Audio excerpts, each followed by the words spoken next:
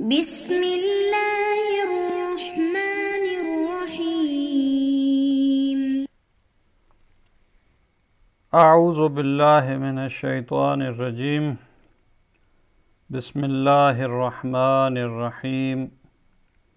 وبہ نستعین۔ السلام علیکم ایھا الطلاب الکرام۔ طلاب عزیز، ہماری گفتگو اس موضوع کے بارے میں تھی کہ استصحاب ایسے امور میں جو ثابت ہوتے ہیں، جن کو امور قارہ کہا جاتا ہے، ایک ہی وقت میں اس کے سارے اجزاء متحقق ہوتے ہیں، ان میں استصحاب جاری ہو سکتا ہے۔ باقی رہی تھی بات ایسے امور جو مشابہ ہیں قارہ کے، جس طرح زمان محدود ہے یا وہ جو زمانیات ہیں، ان کے بارے میں استصحاب جاری ہوتا ہے۔ اسی کے بارے میں صاحب کتاب نے فرمایا کہ کذالک یجری، جاری ہوتا ہے۔ ابھی اسی کی توضیح جو ہے وہ دیتے ہوئے فرماتے ہیں، اما الزمان المحدود، یہ جو ہم نے کہا تھا کہ وہ امور جو قارہ کے مشابہ ہیں، جس طرح زمان محدود بحد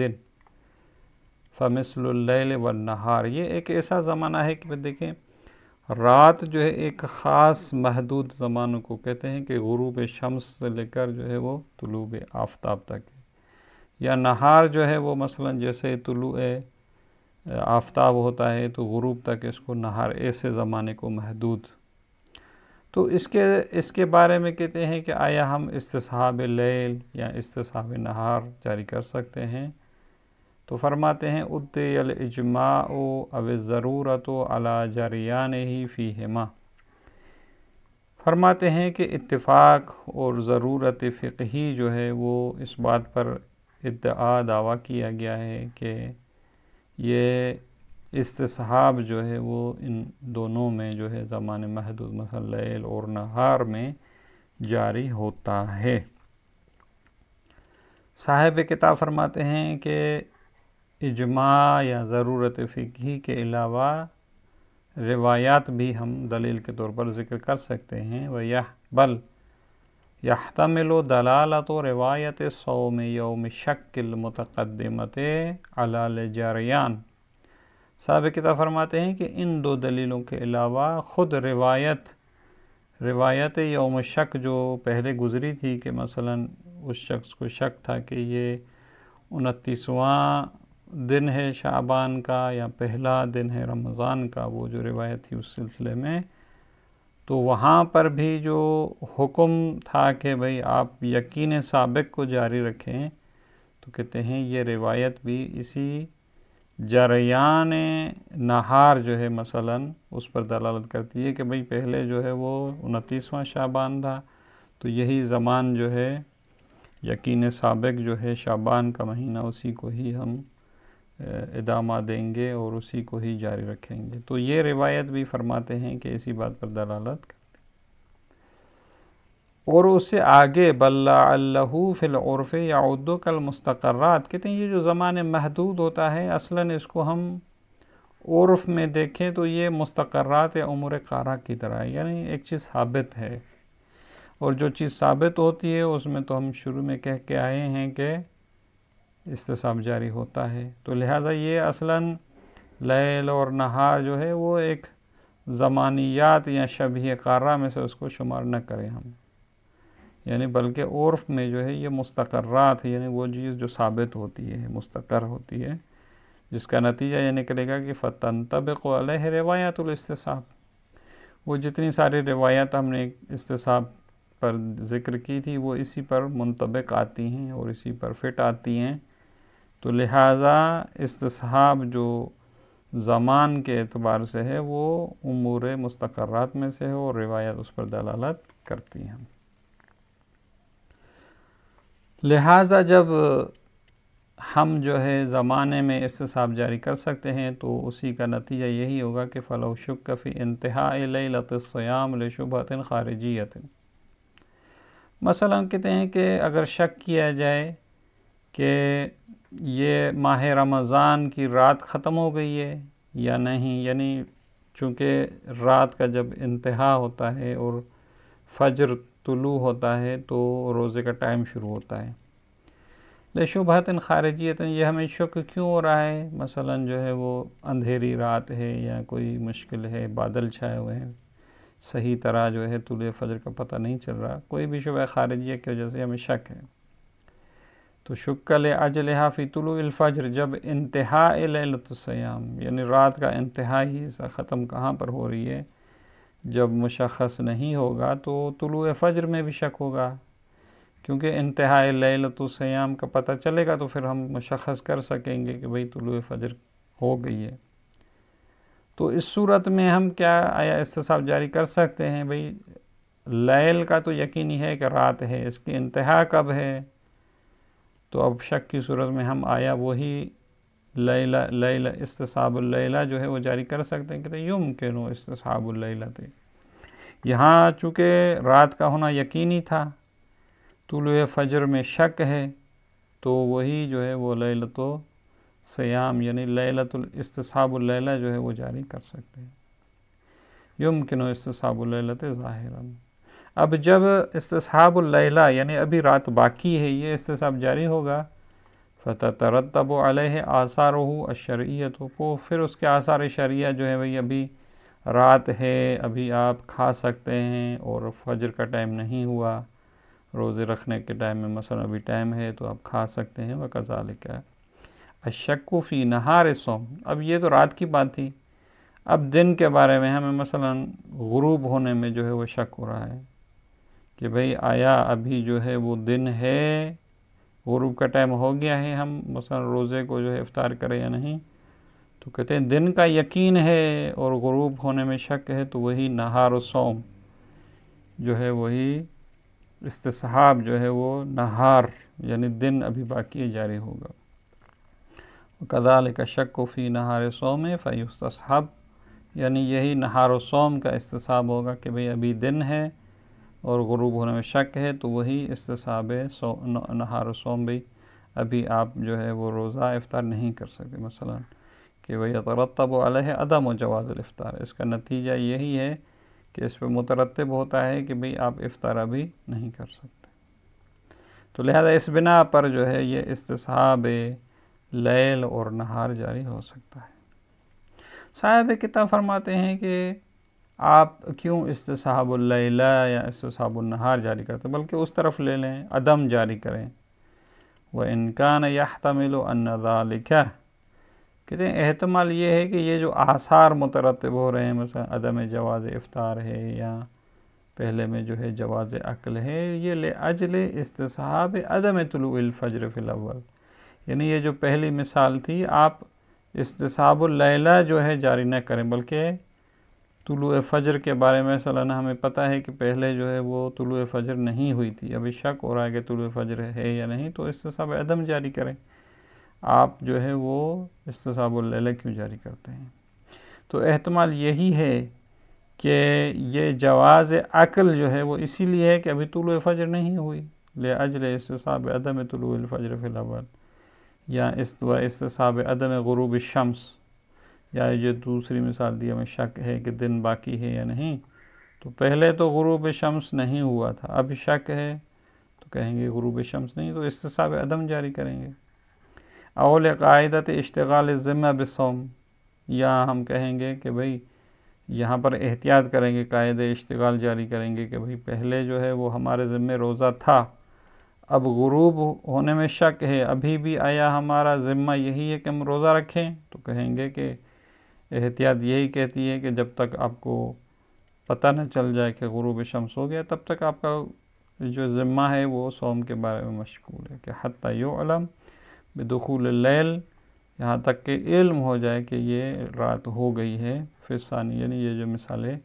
دوم یہاں پر ذکر کی تھی ہم نے نہار صوم کی۔ تو بہرحال صاحب کتاب یہ احتمال دیتے ہیں کہ یہاں استصحاب اللیل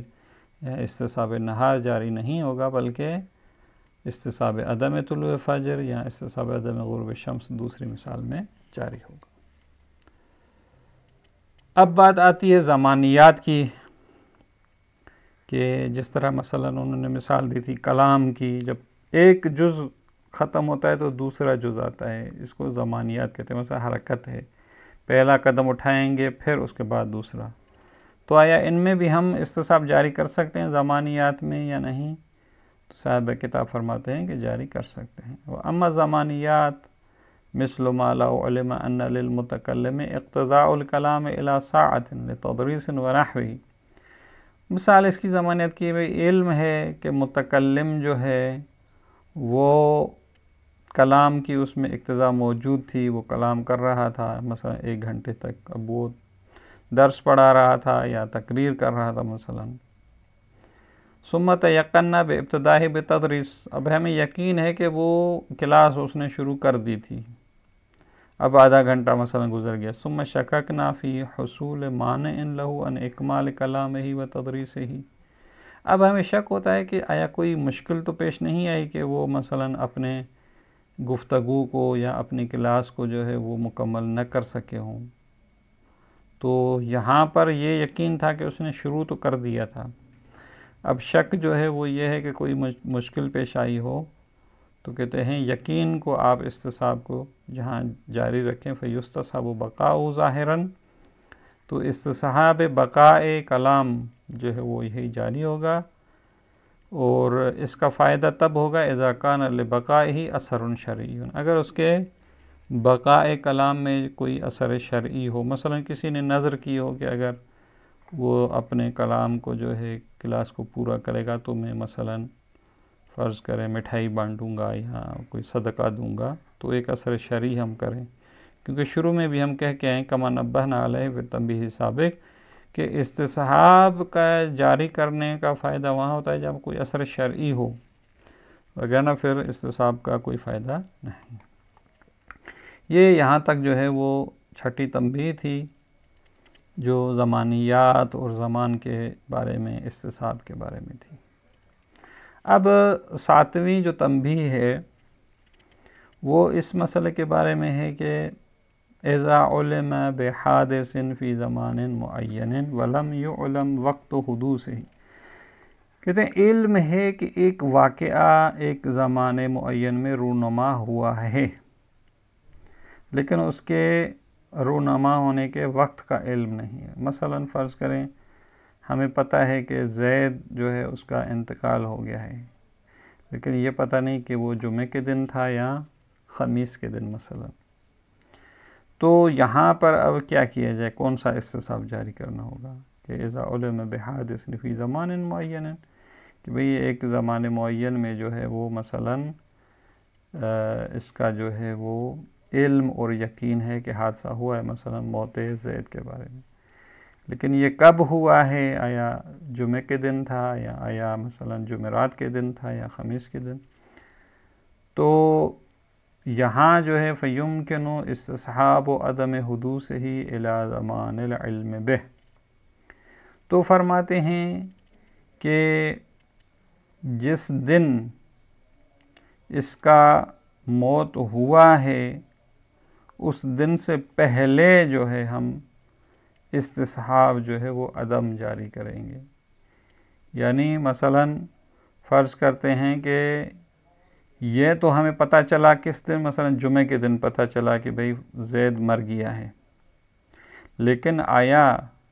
واقعاً جمعے کے دن مرا تھا یا مثلا جمعرات کے دن مرا تھا، کیونکہ ممکن ہے ہمیں دیر سے پتہ چلا ہو، تو ہمیں جو علم ہوا ہے زمانے معین میں، جو ہمیں خبر ہوئی ہے وہ جمعے والے دن ہوئی ہے، لیکن احتمال یہ ہے کہ ہمیں دیر سے معلوم ہوا ہو، شاید اس کو موت جو ہے وہ جمعرات کے دن ہوئی ہو، تو کہتے ہیں کہ استصحاب عدم جاری کریں گے ہم، یعنی جمعے سے پہلے جو ہے مثلا یہ جمعرات کا دن جو ہے وہاں عدم حدوث موت جاری کریں گے، یعنی فیمکن استصحاب عدم حدوث ہی، یعنی عدم حدوث وہ حادثہ یا موت جو ہے استصحاب الی زمان العلم بہ، جب ہمیں پتہ چلا تھا، یعنی جس دن ہمیں پتہ چلا ہے اس سے پہلے اس کے عدم حدوث یا عدم موت کا یہاں پر استصحاب جاری ہوگا۔ اب آتے ہیں کہ وَأَمَّا إِذَا عُلِمَ بِحُدُوثِ حَادِثَيْن،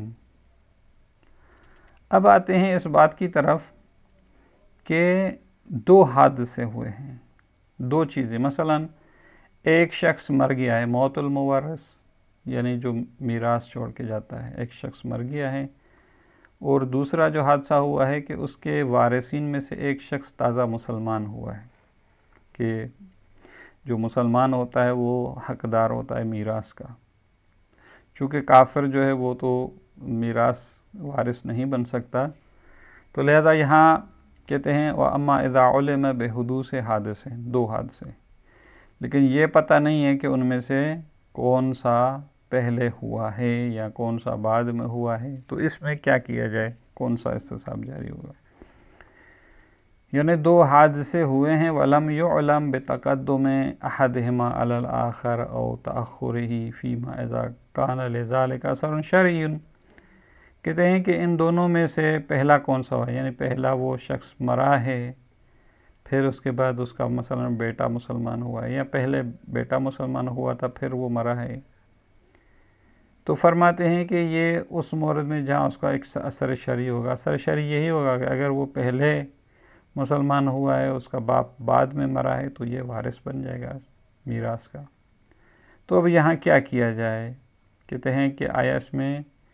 جو ہے استصحاب جاری کریں گے یا نہیں کریں گے، تو اس کے بارے میں فرماتے ہیں فَهَلْ يَجْرِي اسْتِصْحَابُ عَدَمِ حُدُوثِ كُلٍّ مِّنْهُمَا فِي زَمَانِ حُدُوثِ الْآخَرِ، یعنی ہم کہیں کہ استصحاب جاری کریں دونوں استصحاب، مثلا ہم یہ کہیں کہ بھئی جب یہ شخص مرا تھا تو اس کا بیٹا مسلمان نہیں ہوا تھا، یا جب یہ مسلمان ہوا تھا تو اس کا باپ جو ہے وہ زندہ ہوگا، مثلا عدم موت کو ہم جاری کریں، آیا اس طرح ہم کریں گے،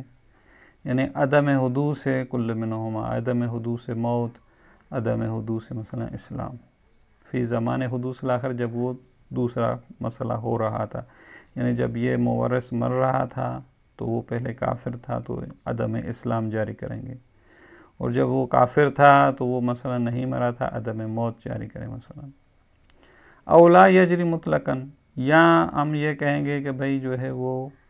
اصلاً جاری نہیں ہوگا، یعنی دوسرا نظریہ یہاں پر، ایک نظریہ یہ ہے کہ استصحاب عدم حدوث جاری ہوگا، ایک نظریہ یہ ہے کہ استصحاب عدم حدوث جاری نہیں ہوگا، تیسرا نظریہ تفصیل کا ہے، انہوں نے کہا ہے کہ ہم تفصیل دیں گے کہ اگر تاریخ ان کی معلوم ہے یا مجہول ہے، پتہ چل جائے کہ پہلے کون مرا تھا بعد میں کون مرا تھا،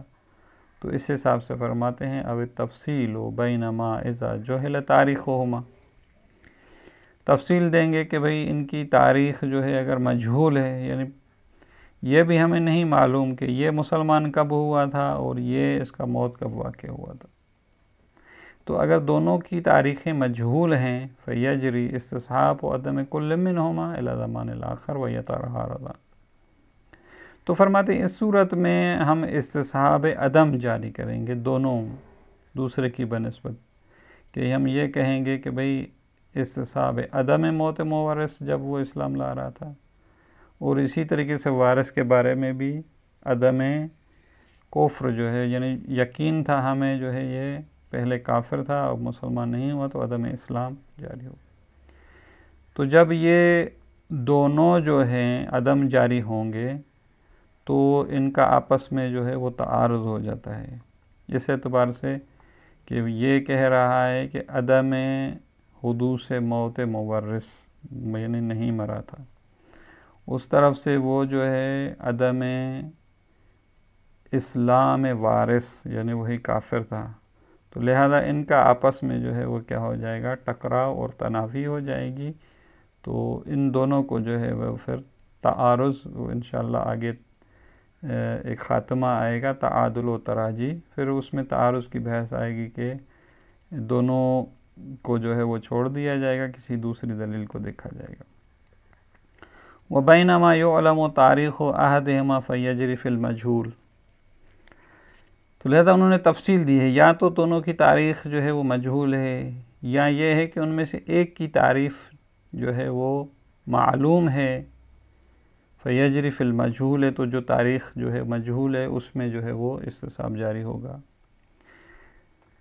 وَأَمَّا مَعْلُومُ التَّارِيخ اور جو معلوم تاریخ ہے فلا یجری فی طرف ہی الاستصحاب و اقوال، فرماتے ہیں کہ یہ 3 اقوال ہیں کہ انشاءاللہ اب ان کی جو ہے تفصیل یہیں سے ہم اگلے سبق میں انشاءاللہ اس کو پڑھیں گے۔ والسلام علیکم ورحمۃ اللہ وبرکاتہ۔